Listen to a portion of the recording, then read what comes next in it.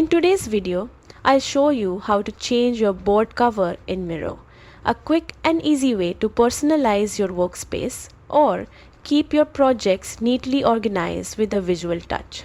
Let's get started. First, open the Miro board you want to customize. Once it's open, look at the top left corner of your screen where you'll see your board title. Click on it and a pop-up menu will appear with several options. From here, select Change Thumbnail. This is where you can update your board's cover image. When the Select Thumbnail dialog opens, you will have 3 ways to set your new board cover. 1. Choose from Miro's default icons, a fast and simple option if you just want a fresh look. 2.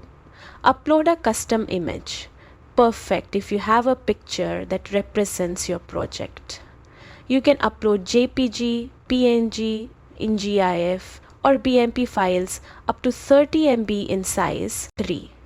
Select the board area. Scroll down and click. Select board area, then drag over the part of your board you want to feature as the cover. Once you've made your selection, click Done to save it. Your new board cover will now appear in your dashboard, grid or list view and in the board details section too. And that's it.